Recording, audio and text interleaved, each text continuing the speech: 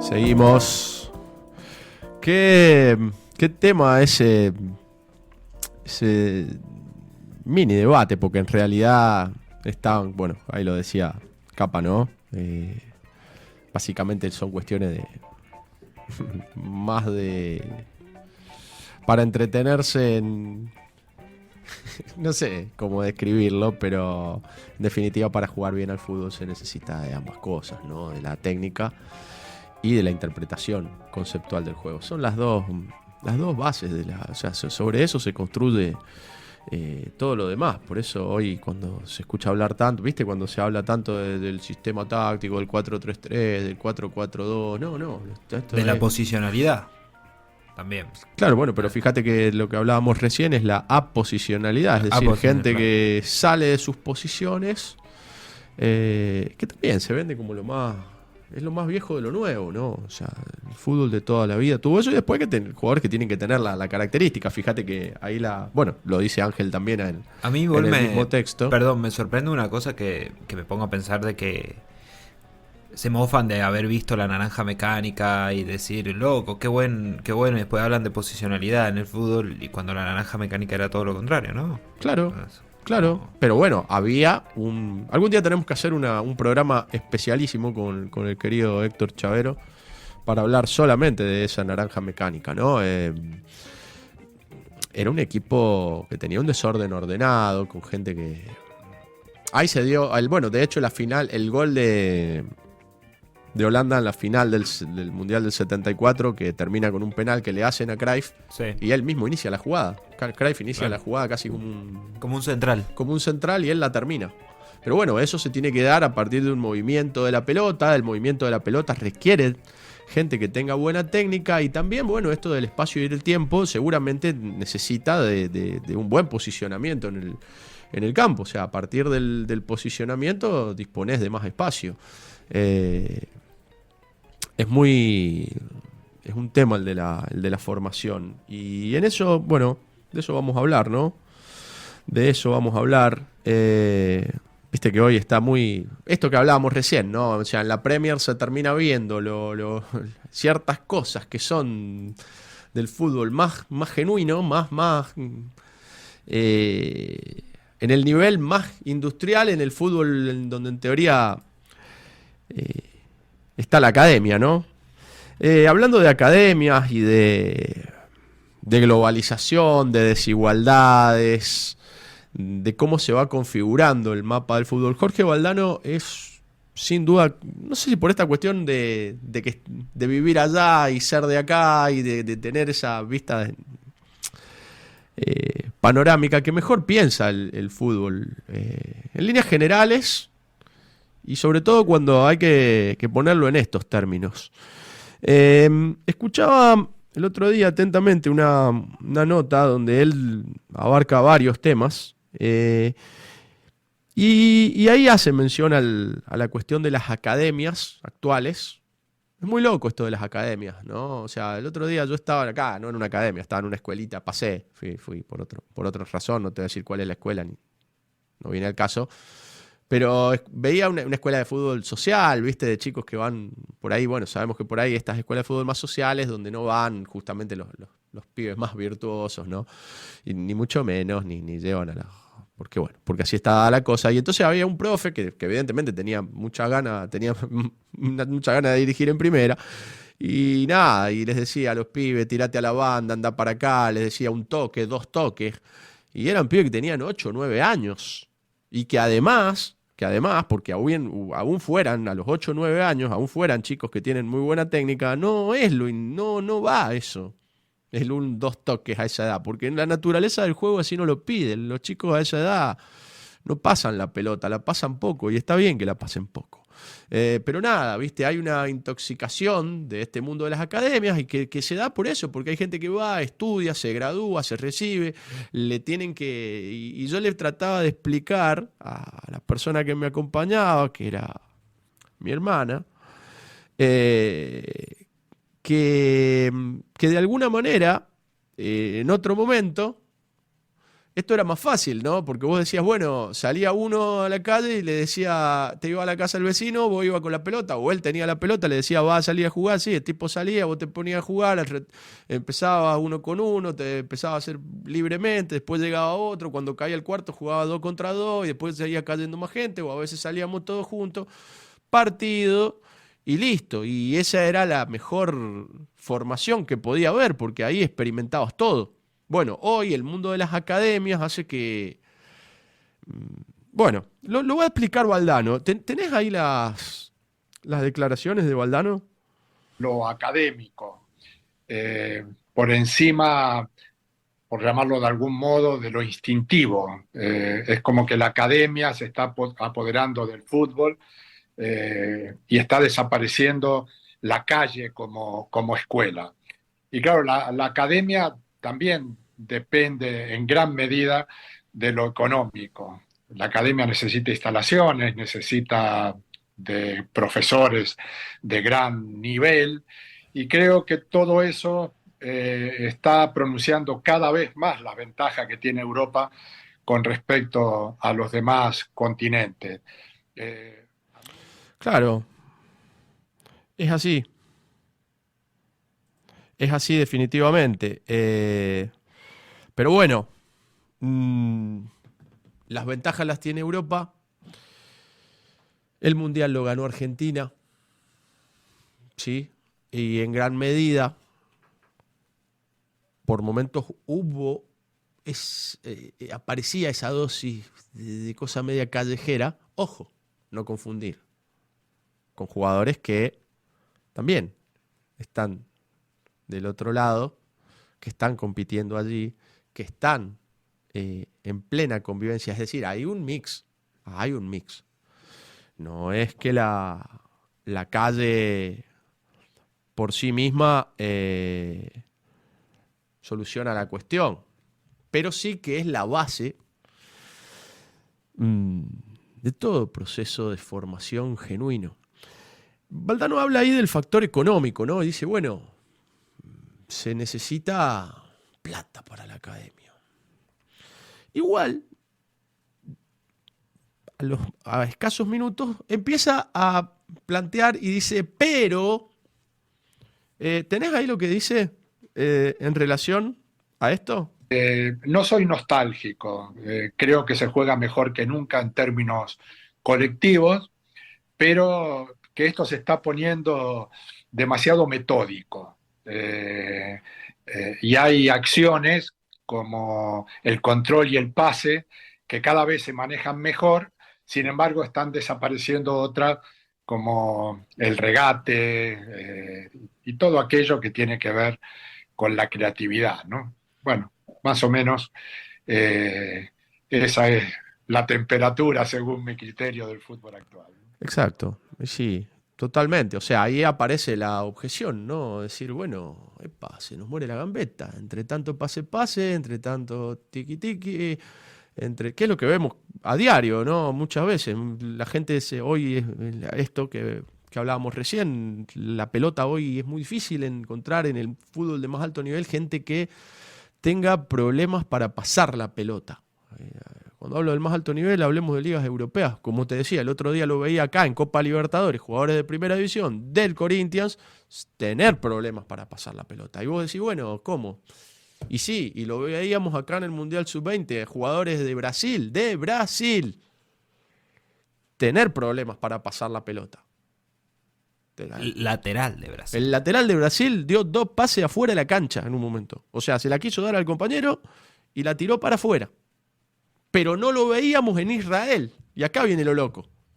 En Israel veíamos, esto es muy loco, decir que, ahora, también veíamos en esos mismos partidos que lo que equilibraba de alguna manera y la razón por la cual Brasil sigue siendo Brasil, a pesar de que ese día le tocó perder, e Israel sigue siendo Israel, es que, bueno, de 3/4 de cancha hacia adelante aparece, bueno, porque vos con el pase y el control vas bien hasta los 70 metros, hasta los 75. Después ya tenés que tener lo otro, la calle. Por eso después, Valdano, no lo vamos a pasar acá, pero habla de Messi como el primer jugador anfibio. Dice, bueno, mirá, mitad calle, mitad academia. Mitad y mitad. el factor calle sigue siendo hoy preponderante. Es más, muchas veces estos colectivos multinacionales que vemos en la Premier, citamos el caso del Liverpool, vos fijate, habla de Darwin Núñez, habla de Salah, habla de Mané, habla de los jugadores que vienen de África, de Luis Díaz, un chico que fue descubierto en una Copa América de pueblos originarios, que venía de jugar. Entonces acá viene el tema de cuánto y de los costos, ¿no? Y del dinero. Entonces uno se pregunta qué es lo esencial verdaderamente, ya atendiendo a que el tema de la academia como tal, y como bien dice Valdano ahí, bueno, hoy tal vez sí, desde lo táctico se está jugando mejor que hace algunos años, pero a costa de que se ha perdido la impronta, se ha perdido la gambeta y se ha perdido, creo también, gran parte de esta cosa autodidacta que tiene el jugador, y el jugador se ha transformado un poco en una pieza. No siempre es el jugador el que, si se juega tácticamente mejor, no es porque es el propio jugador el que entiende mejor el juego, sino que, bueno, tal vez los entrenadores ahora entienden mejor el juego y han transformado a los jugadores en meras piezas, ¿no? Entonces el tema formativo, muchas veces el dinero, esa cuestión ostentosa del dinero, se empieza a poner a favor de cosas que no necesariamente son tan eficientes. Hay un ejemplo, ¿querés? Que el otro día lo hablaba con un amigo de Chile, ¿no? ¿Querés ejemplo más estúpido del uso del dinero para algo ineficiente? Por dar el más burdo, ¿no? Cuando mostraron hace unos años la maquinita, esa creo que no sé de dónde la sacaron, que le tiraba la pelota al pibito en Alemania, creo que era, y le marcaba con lucecitas de colores, entonces le tiraban una pelota así, la maquinita, y el pibe se tenía que perfilar para dar el pase, ¿no? Y eso se presenta como y salía no sé cuántos millones la máquina. Cuando vos decís, pará, ¿por qué no podés hacer el mismo ejercicio, el mismo, con un compañero? Que encima es el que se la va a pasar el domingo, cuando juegue. Ni hablemos de cómo han intoxicado esto de palabras difíciles, ¿no? Bueno, en España le dicen socioafectividad. Bueno, vamos a ponerle socioafectividad, qué sé yo. Juega con los amigos. Le digamos acá, va a jugar con tu amigo y además con el tipo que, insisto, no te la va a pasar la máquina.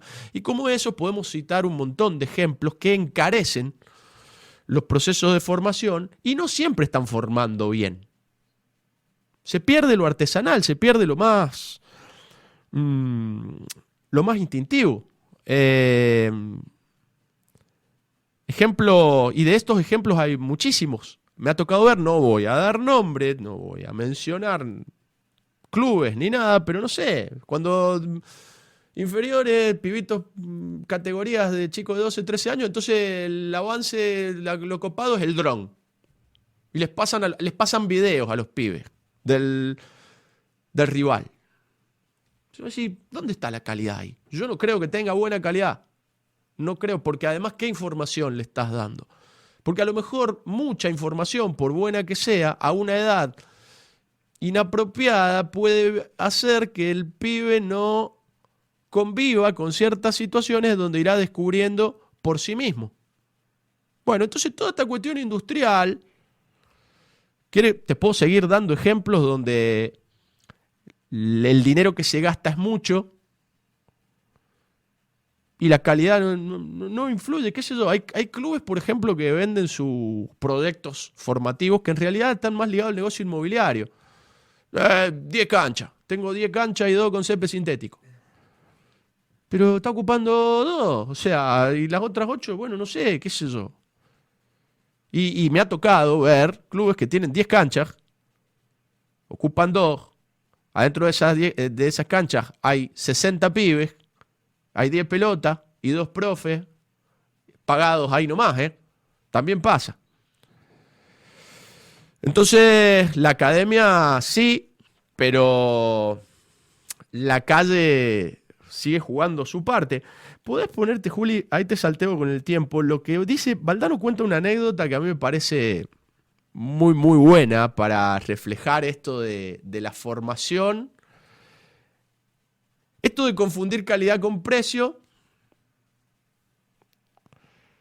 sin con esto dejar de decir que se requiere obviamente, de comodidades materiales, pero andate, Juli, al minuto 9:50 de la nota. Vamos a saltear ahí.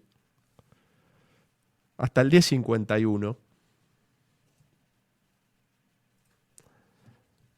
Esta anécdota es buenísima. Valdano. Una anécdota, yo era entrenador del Real Madrid y fui de vacaciones a Argentina y me fui un día a mi pueblo y me invitaron a jugar un partido, ¿no?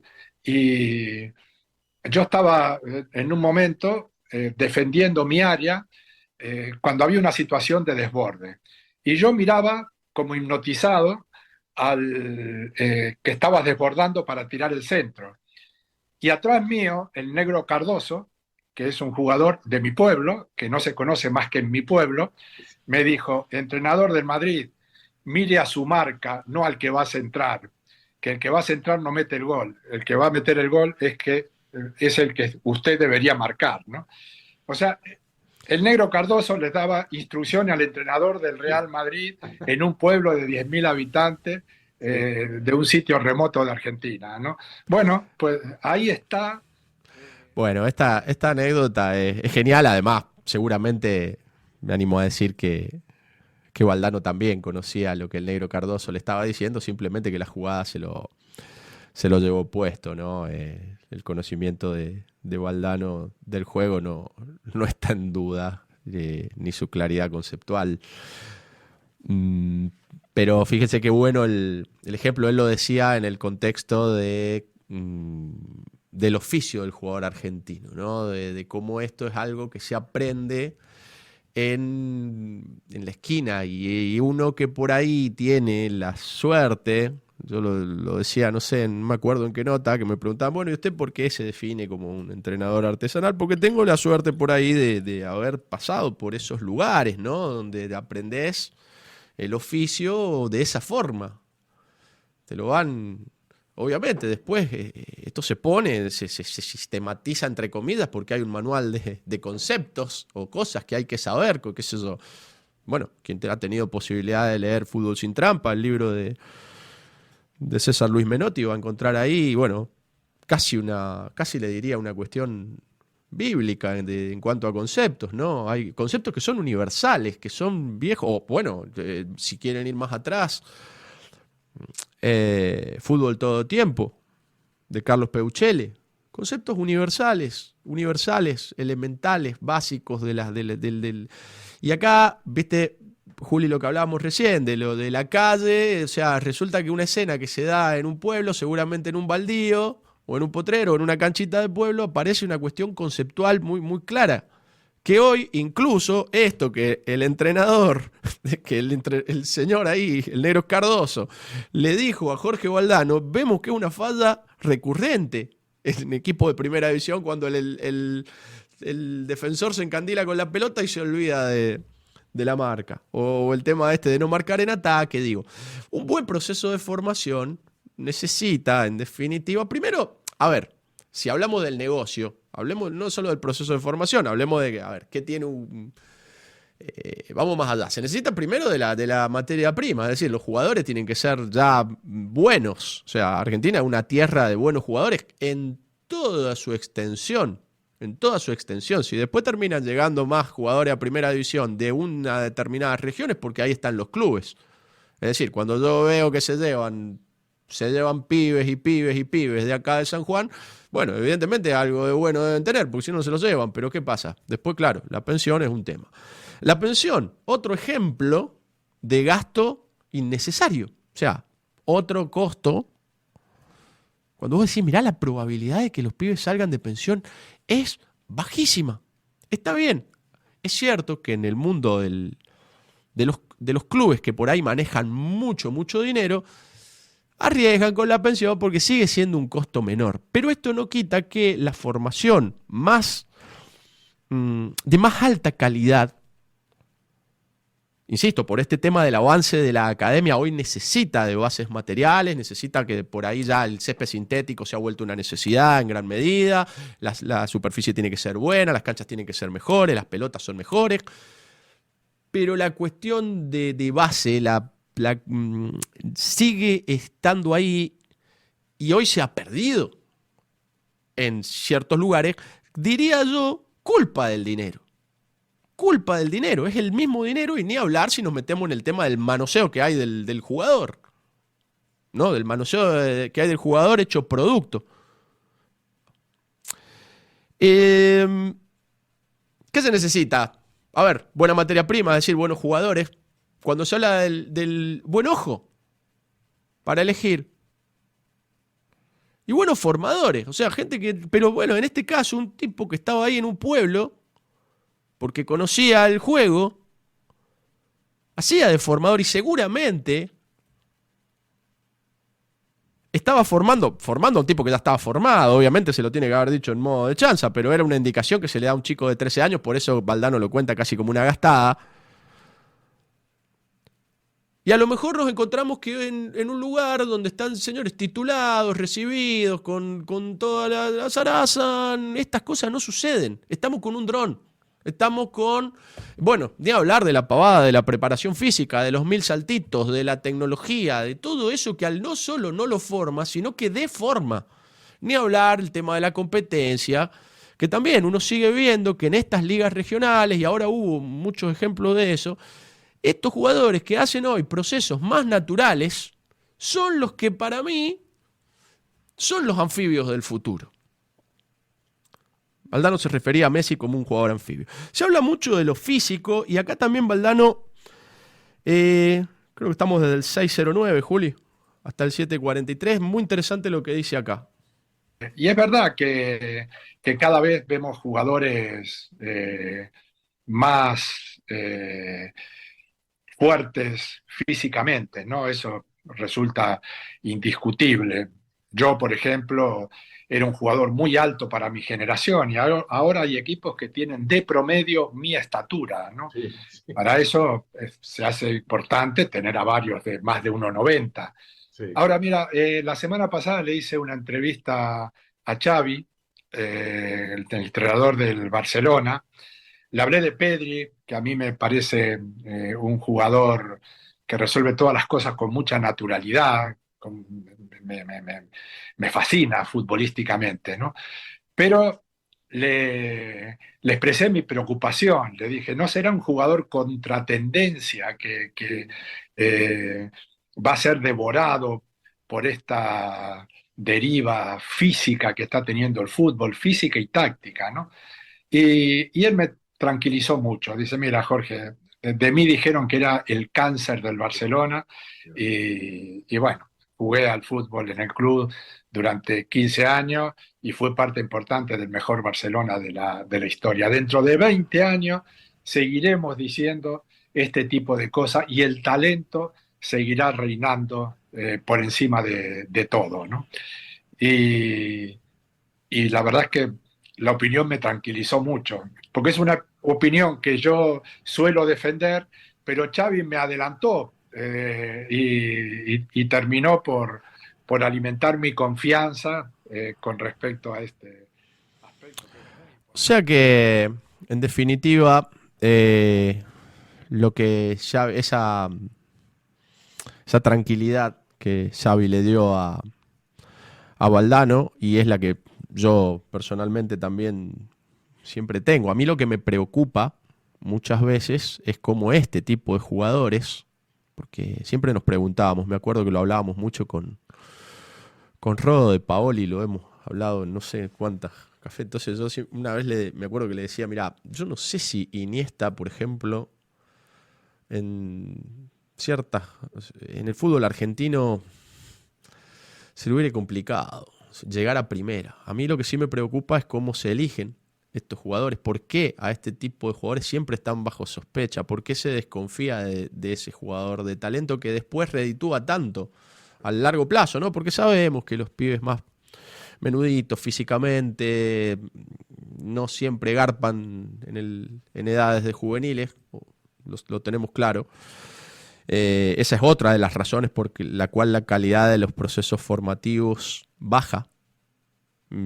Porque después se le pide, incluso me ha tocado ver clubes te estoy hablando de clubes de primera división, que después mucho juego posicional, mucho rondo, mucha cosa de esa,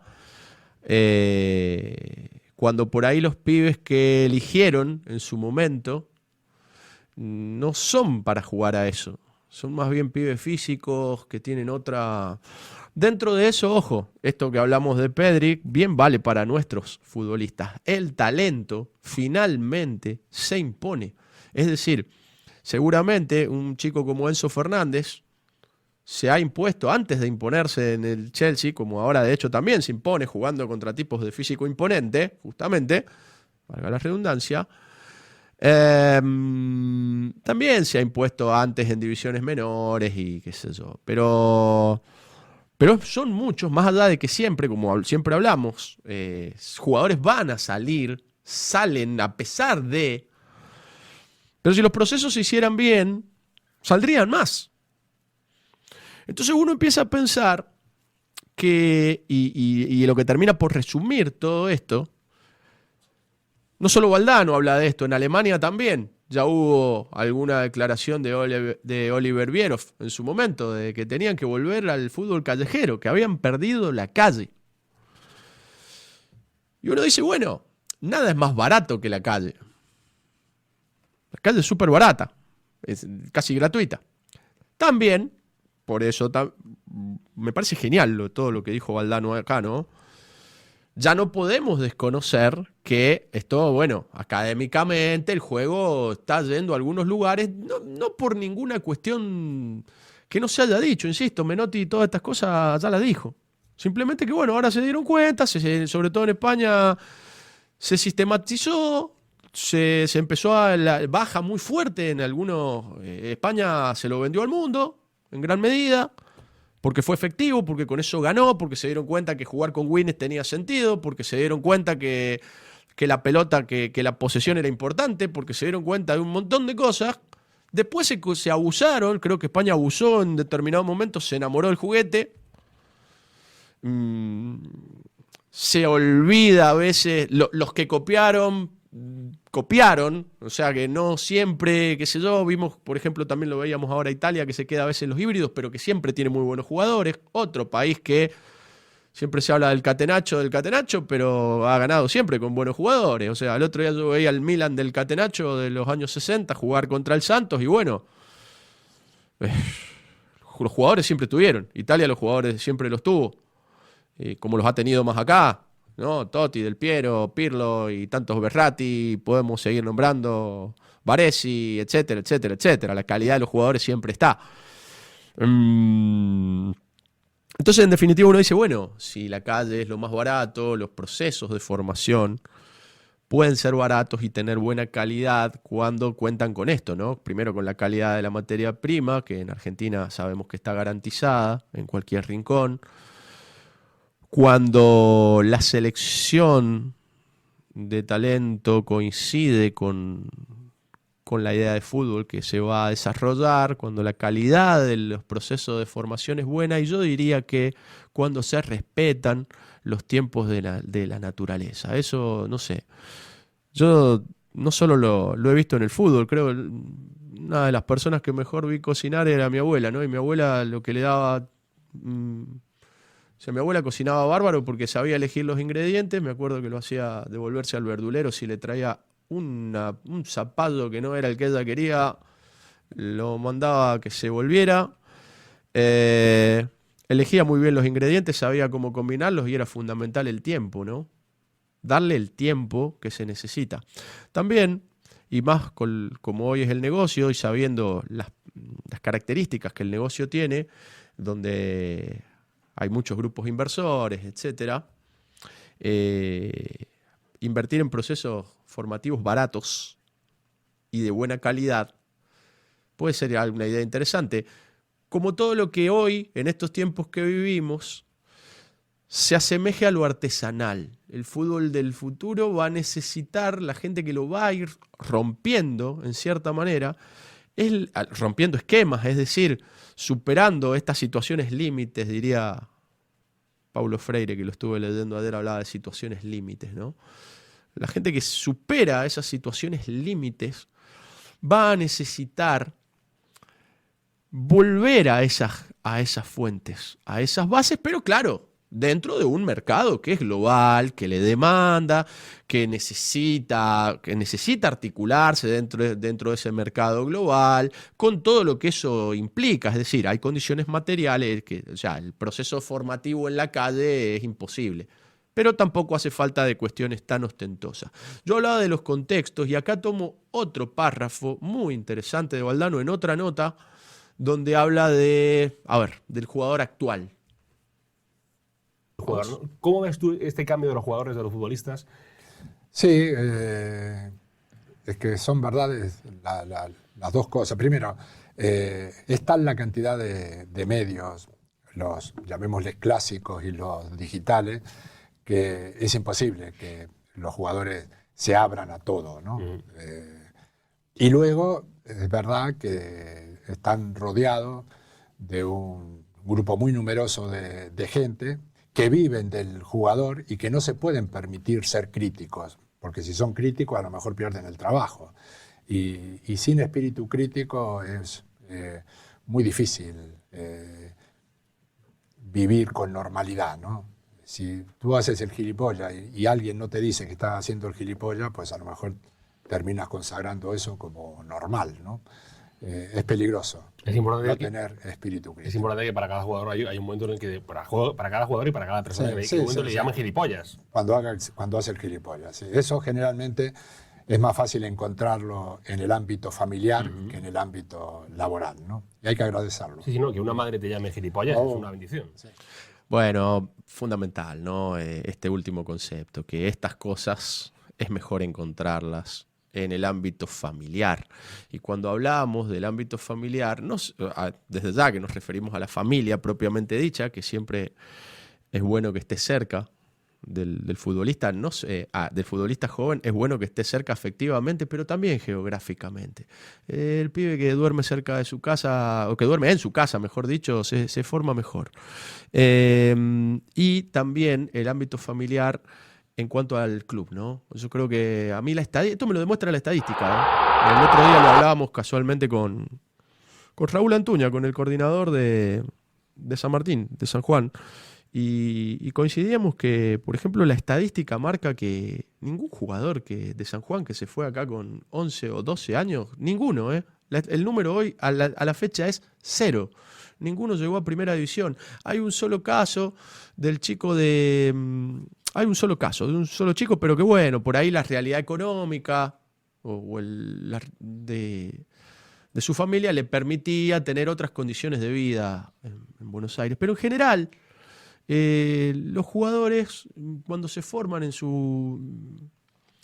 están más contenidos en el club. Y a mí la estadística me muestra que hay chicos que han sido fenomenales a los 12 años y después a los 14, 15 ya no eran tanto. Y hay chicos que haciendo procesos más largos llegan a la etapa de los 15, 16, donde esto ya es más factible y llegan mucho más sólidos.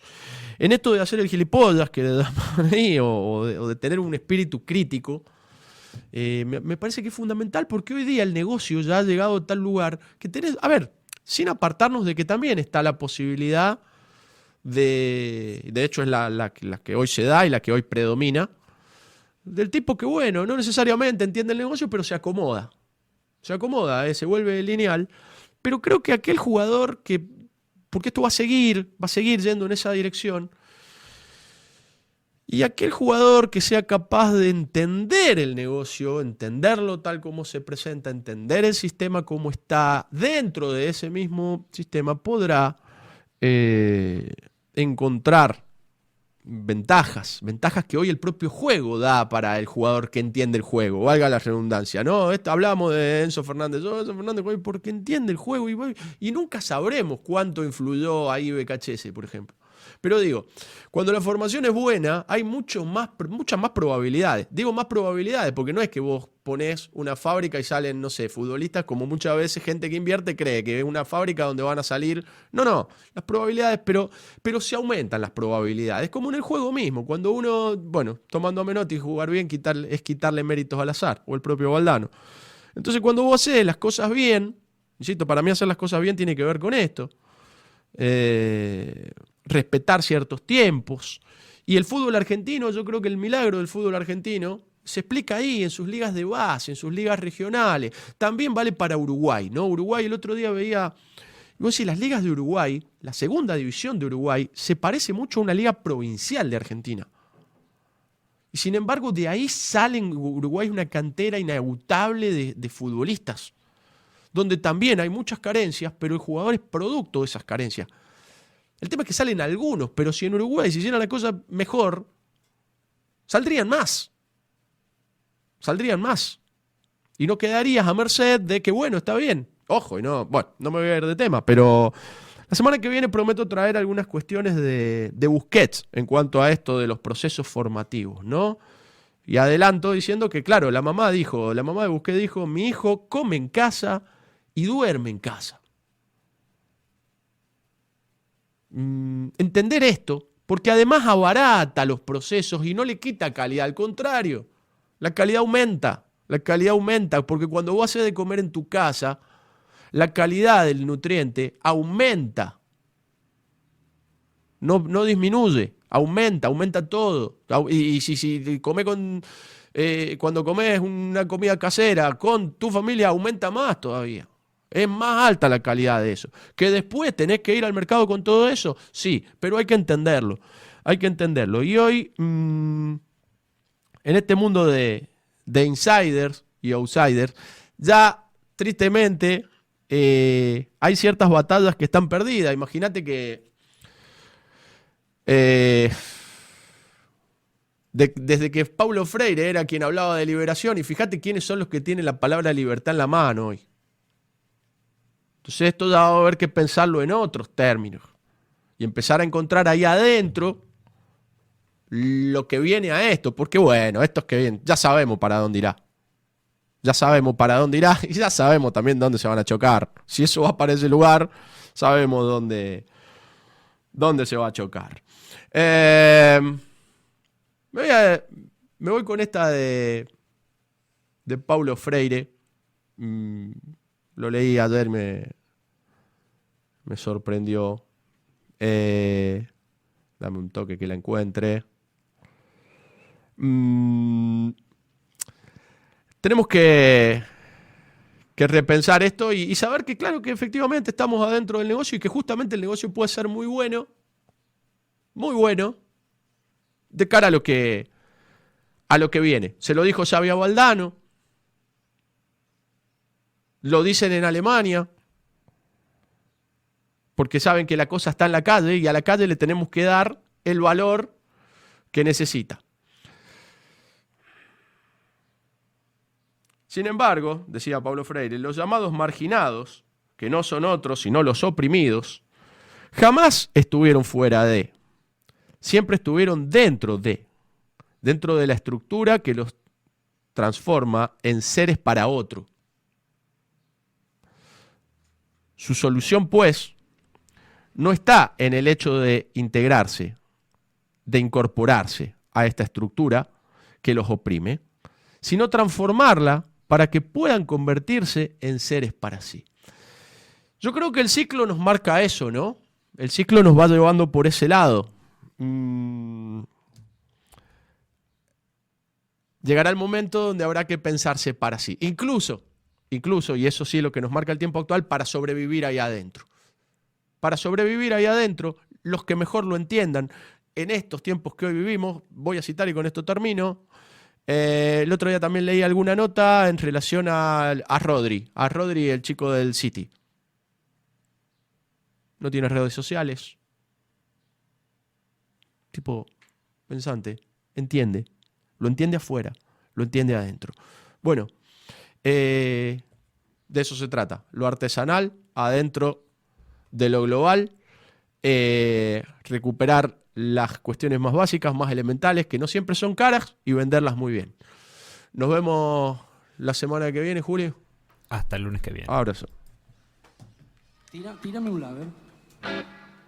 Hoy me dijeron tirar a mis zapatos, no sirven para nada, tan viejos, arruinados, me pusieron unos nuevos. Hoy me dijeron tirar a mi remera, dieron una camisa para que